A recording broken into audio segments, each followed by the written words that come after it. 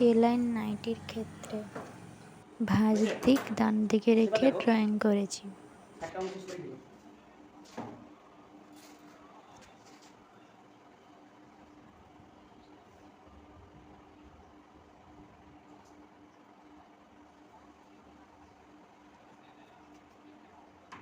নর্চ mark দিলাম।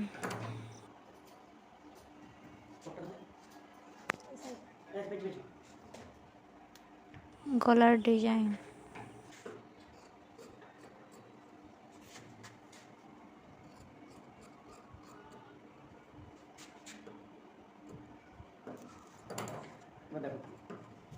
সামনের বগল কাটিং।